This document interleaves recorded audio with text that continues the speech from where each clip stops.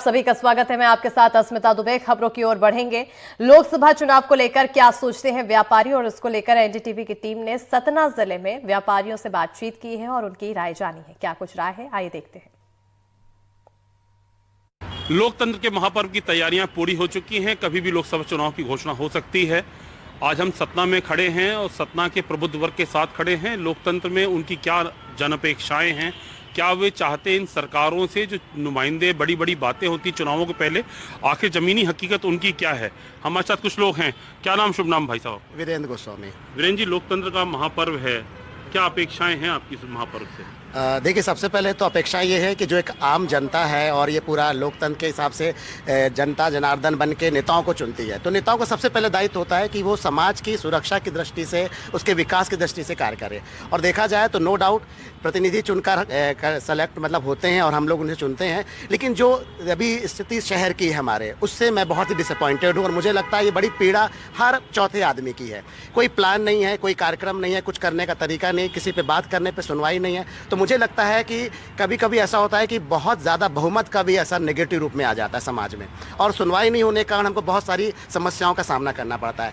शहर में smart city का नाम दिया जा रहा है, लेकिन स्मार्ट सिटी के नाम पर जो कार्यक्रम हो रहे हैं वो मुझे लगता है कि आम जनता की समझ से परे हैं। सीवर लाइन हो या स्मार्ट सिटी पे रोड लाइट का काम हो, आप देखिए हम जहाँ पे खड़े हुए हैं, यहाँ पे ब्रिज देख लीजिए, शहर के ब्रिज, उनकी हालत देख लीजिए।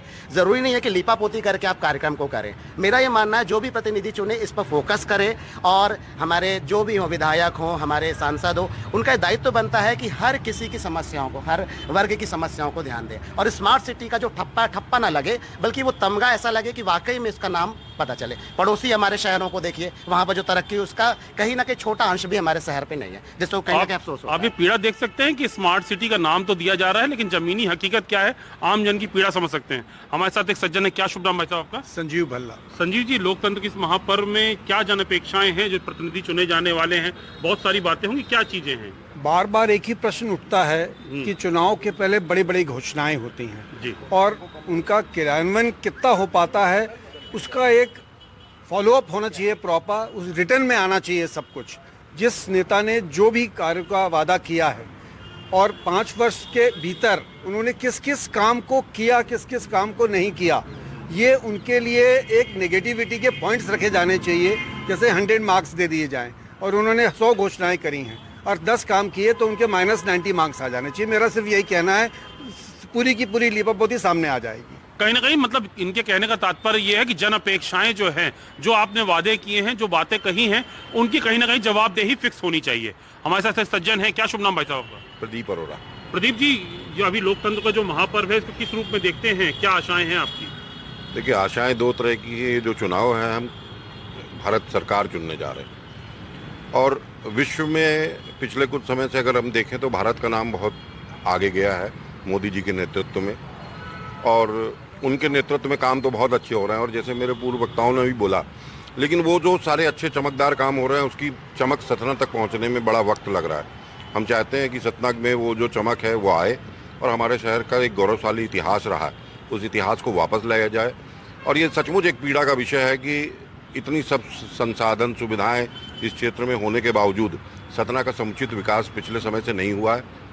उस हमारी अपेक्षाएं हैं कि इसमें जल्द से जल्द कार्रवाई हो, और जो भी विकास के कार्य हों वो सुनियोजित तरीके से हों। सतना के विकास के संदर्भ में उस प्रकार का विकास नहीं हो पाया। क्या शुभ नाम भाई साहब आपका? गुलशन अरोड़ा। गुलशन जी, लोकतंत्र के महापर्व में जो अभी चुनाव होने वाला है, इसको लेकर तमाम बातें की जा रही हैं।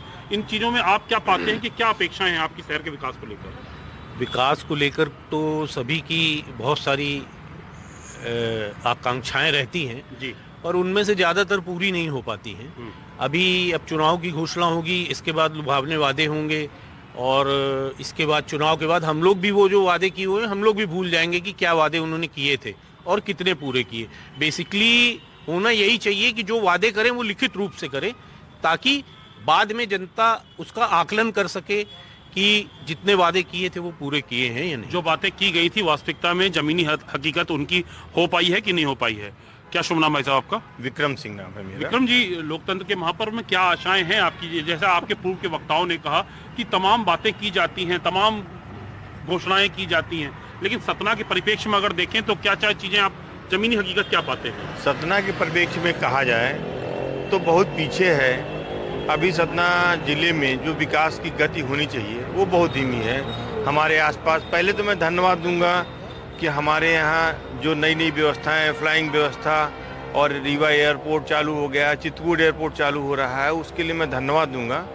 लेकिन जिस तरह केंद्र सरकार में चुनाव होता है तो प्रधानमंत्री जी अपना एक घोषणा पत्र देते हैं, इसी तरह हर जिले की समस्या को लेकर सांसदों को भी अपना अपना एक घोषणा पत्र बनाना चाहिए, ताकि वो उसमें उसको कितना अमली जामा पहना पाते हैं, कितनी लोगों की जनता का निराकरण हो पाता है, उसका कोई हिसाब नहीं होता। सिर्फ हम प्रधानमंत्री जी और केंद्र की सरकार और उसी में फंसे रह जाते हैं। तमाम राष्ट्रीय मुद्दों की बात करते रहते हैं, जिले की समस्याएं खत्म हो जाती हैं, जमीनी बात नहीं कर पाते। क्या शुभ नाम भाई साहब आपका? रोहित आवतवानी।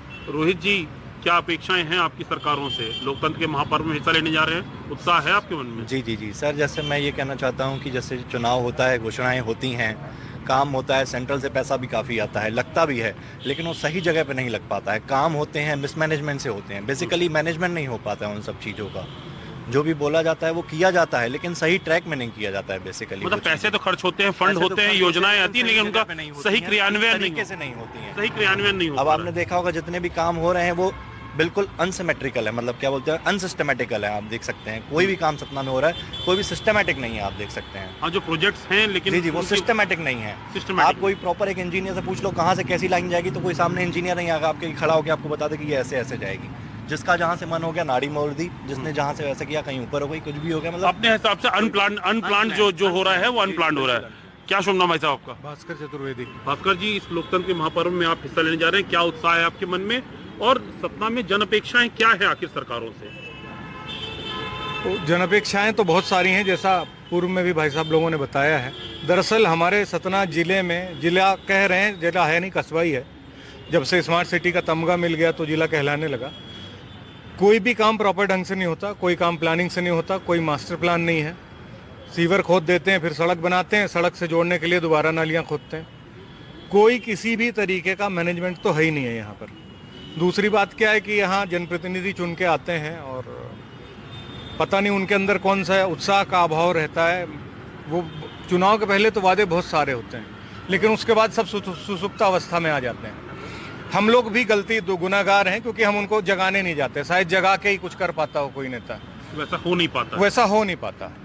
क्या शुभ नाम भाई साहब आपका? शैलेंद्र मेरा नाम है। शैलेंद्र जी, लोकतंत्र के महापर्व पे क्या कहना चाहेंगे? वैसे देखिए, मैं सिर्फ एक चीज़ ये कहना चाहूँगा कि कोई भी देश तरक्की तभी करता है जब उसमें डेवलपमेंट और उसमें बहुत सारे काम हो रहे हैं। अनडाउटली पूरे देश में पिछले 10 सालों में काम हुए हैं, लेकिन वही जो सारे लोग कह रहे हैं कि सिस्टमेटिक नहीं है, कोई पैरामीटर सेट नहीं है। अगर इन सब चीज़ों में, एक जैसे सरकारी नौकरियां होती हैं, जो भी मल्टीनेशनल कंपनीज होती हैं, उन कंपनीज में एक पैरामीटर सेट होता है कि भैया इस बियॉन्ड के अगर आप रहेंगे तो आपको ये इनके ऊपर, सबके ऊपर पेनल्टीज लगानी चाहिए, जो भी ये जनप्रतिनिधि हैं। अगर ये पर्टिकुलर कोई काम इनको सौंपा गया और वो नहीं कर रहे हैं, सब फंड भी आ रहा है, सब कुछ सारी चीज़ें आ रही हैं, काम भी हो रहे हैं अनडाउटली, लेकिन बस दिखता नहीं है काम सिस्टमाइज। जैसे लोगों ने कहा कि मतलब सिस्टमाइज नहीं है। क्या शुभ नाम भाई साहब आपका? मेरा नाम राजेश केडिया है। राजेश जी, क्या बताना चाहेंगे? भाई यही कि सतना, देखिए लोकसभा का जो चुनाव हो रहा है उसके उत्साह तो सब में है, प्रतिनिधि चुन के भी आएंगे, सब चीज़ होगा।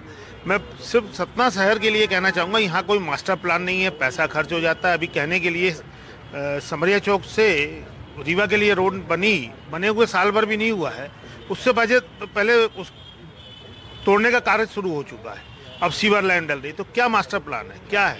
पैसा जनता का ही खराब हो रहा है ना, इसको कोई देखने वाला नहीं है, कोई देखने समझने वाला नहीं है। अनप्लान्ड के कारण ये सब हो रहा है। तो यही सब जनता का कहना है और सभी लोगों का यही कहना है कि जो भी कार्य हो मास्टर प्लान के तहत हो, और जिसका कि यदि कोई दोबारा उस पर कार्य किया जाता है तो उसका जो नुकसान है उसका जवाबदेही तय होनी चाहिए। तो आप ये देख सकते हैं कि आम जनता के सिर्फ चाहना, ये जो प्रबुद्ध वर्ग के साथ हम कहें, इनका सबका ये मानना है, मतलब बाय एंड लार्ज आप सबकी बातों को अगर एक लब्बो लुआब निकालेंगे तो ये समझ में आता है कि डेवलपमेंट की बातें की जा रही हैं, विकास की बातें की जा रही हैं, पैसा खर्चा हो रहा है, स्मार्ट सिटी की बातें हो रही, लेकिन कहीं ना कहीं ये देखने को मिल रहा है कि कोऑर्डिनेशन नहीं है, कहीं कोई प्लानिंग मैनेजमेंट नहीं है, कहीं कोई उसका फुल प्रूफ कोई प्लान नहीं है, जिसके चलते आज सतना में तमाम प्रकार की समस्याएं आ रही हैं। सतना में इन लोकतांत्रिक प्रक्रिया के बारे में जानने के लिए आज हमने इनसे मिले। सतना से ज्ञान शुक्ला, एनडीटीवी के लिए।